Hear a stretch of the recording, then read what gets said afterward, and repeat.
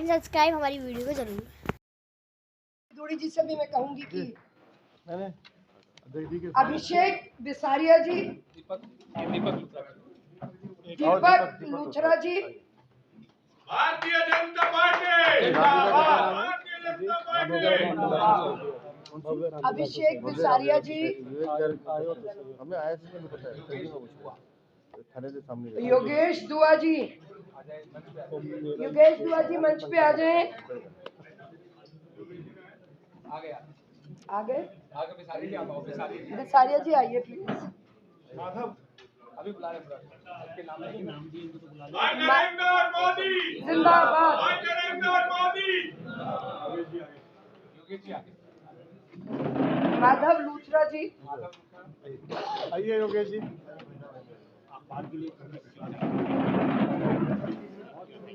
ये बाहर के लिए फोटो ठीक है। आओ तबीश अरोड़ा जी,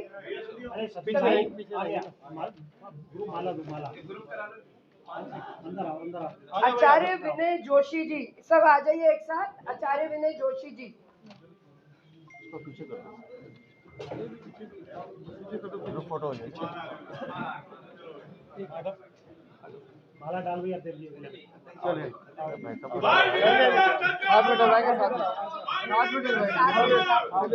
हो गया। मैं कह रहा हूँ मैं भी तो कमेटी वाले में डलवाओ भाई। कमेटी वालों ने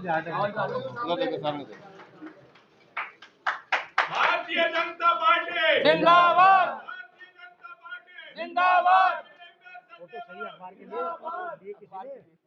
लिए किसी ने अखबार के लिए हमारे किसी आदमी ने लिए। हाँ वो ले ली होगी।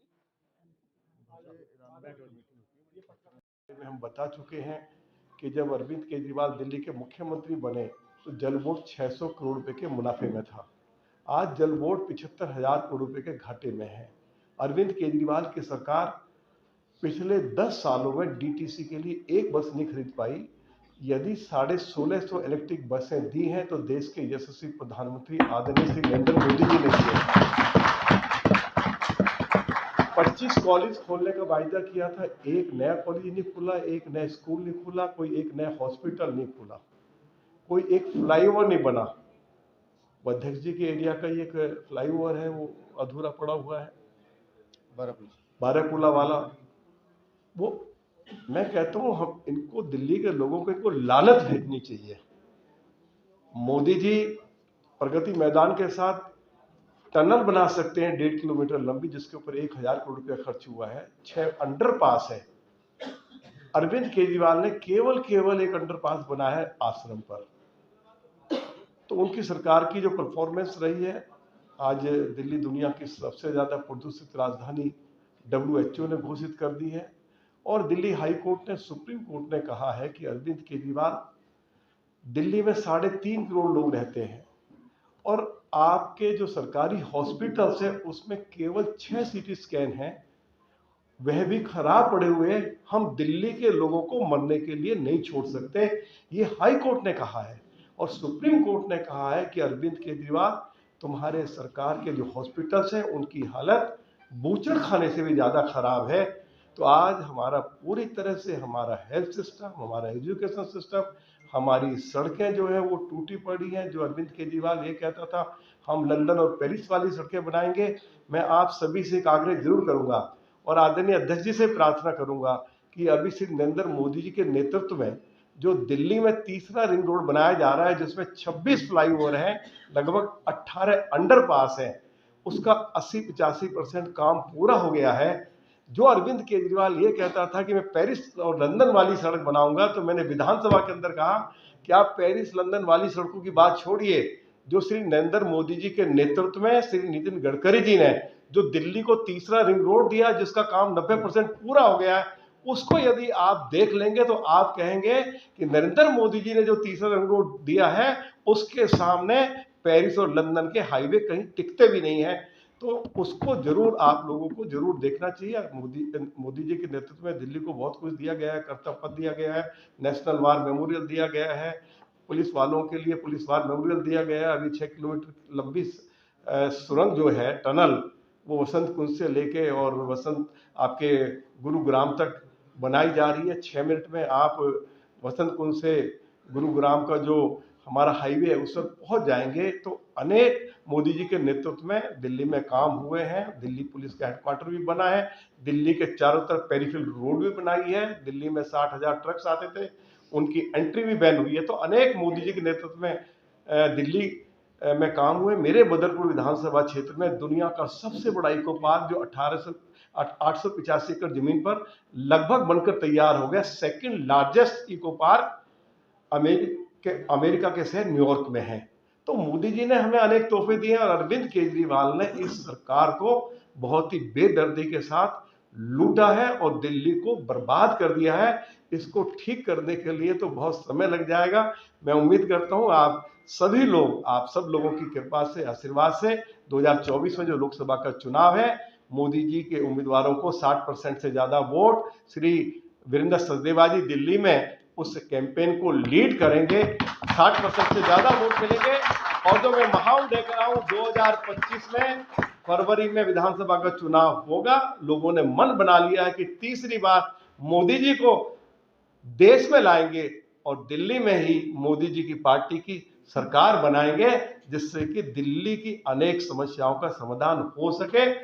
आप सब भारतीय जनता पार्टी में शामिल हुए। एक बार मैं फिर दिल्ली विधानसभा में नेता प्रतिपक्ष होने के नाते अपनी ओर से और भाजपा के सभी विधायकों की ओर से आपका बहुत बहुत अभिनंदन, स्वागत करता हूं। दिल्ली के किसी मुद्दे को लेकर कोई कठिनाई आपके सामने हो, अध्यक्ष जी भी आपके लिए हमेशा उपलब्ध रहेंगे। और मेरे लिए भी अगर कोई काम, अगर कोई आप महसूस करें कि मुझे भी कुछ आप कहना चाहते हैं, कोई आपका निजी काम है या कोई जनता से जुड़ा हुआ काम है, तो अध्यक्ष जी की कृपा से यहीं इंडिया गेट के पास सरकारी कोठी मिली हुई है, टाइप 7 मिली हुई। बार बार गलत बयानबाजी आती है और ये गलत आरोप लगाते हैं और अपने ही जब जाल में फंसते हैं तो नया कंटेंट तैयार करते हैं, क्या कहा जाएगा? नहीं, लोगों का पूरी तरह से इनसे विश्वास उठ गया है। लोकसभा का चुनाव अभी हाल ही में होने जा रहा है, इनको अपनी हैसियत औकात पता लग जाएगी।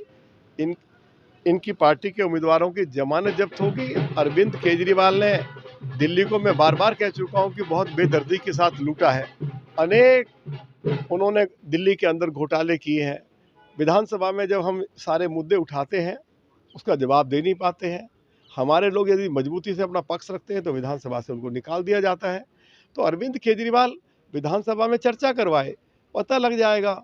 और डायरेक्ट लाइव होता है, दिल्ली के लोग, देश के लोग उसको सुनेंगे तो मालूम हो जाएगा कि अरविंद केजरीवाल जो है हर मोर्चे पर पूरी तरह से विफल रहे हैं। और अरविंद केजरीवाल ने जो दर्जनों मतलब घोटाले किए हैं और उन घोटालों में उनके पूर्व डिप्टी चीफ मिनिस्टर की गिरफ्तारी हुई है, उनके एक पार्लियामेंट के मेंबर की गिरफ्तारी हुई है, एक उनके पूर्व मंत्री गिरफ्तार हुए, उनको मेडिकल ग्राउंड्स पर जमानत मिली है। तो अरविंद केजरीवाल भ्रष्टाचार को छुपाने के लिए कोई ना कोई रोज नया सबूबा छोड़ते रहते हैं। दिल्ली के लोगों में वो विश्वास खो बैठे हैं। और जैसे मैंने कहा है कि लोकसभा के चुनाव में भी भारतीय जनता पार्टी के सभी उम्मीदवार 60-65% से ऊपर वोट पाएंगे और उसके बाद विधानसभा का चुनाव होगा। दिल्ली में भाजपा 2/3 बहुमत के साथ दिल्ली में सरकार बनाएगी और दिल्ली के लोगों की समस्याओं का समाधान करेगी। बताइए, आज जिस तरह से जनता का मोह भंग हो रहा, साथ ही उनके अपने कार्यकर्ताओं पदाधिकारियों मोह भंग हो रहा, 100 से ज्यादा कार्यकर्ताओं ने भारतीय जनता पार्टी ज्वाइन की। देखिए, आज देखिए ना, पूरे दिल्ली के अंदर अलग अलग पार्टियों के जो कार्यकर्ता आ रहे हैं, मंडल स्तर पर, जिला स्तर पर, प्रदेश स्तर पर मेला लगा हुआ है। हजारों की संख्या में आम आदमी पार्टी, कांग्रेस और अलग अलग पार्टियों के लोगों ने, जिम्मेवार लोगों ने, जो अपने अपने एरिया में बहुत लोकप्रिय हैं, उन्होंने भारतीय जनता पार्टी ज्वाइन की है। मैं उन सभी को बहुत बहुत अपनी ओर से बधाई देता हूँ। सर, देखा जा रहा है कि आतिशी ये कह रही है सीट को लेकर भाजपा बौखलाई भी नजर आ रही है। नहीं, आतिशी तो सुबह से शाम तक झूठ बोलती रहती है। आतिशी तो ये भी कह रही थी कि हमारे विधायकों को तोड़ने के लिए 25-25 करोड़ रुपया ऑफर किया जा रहा। मेरे पास वीडियो रिकॉर्डिंग है, तो फिर लाए ना वीडियो रिकॉर्डिंग। क्यों, जब पुलिस उनके घर पे गई तो क्यों भाग गई वहाँ से, घर से? पूछो उनसे जरा। ये झूठ बोलते हैं और भाग जाते हैं। इसीलिए इनकी क्रेडिबिलिटी दिल्ली के लोगों के बीच में पूरी तरह से समाप्त हो गई है।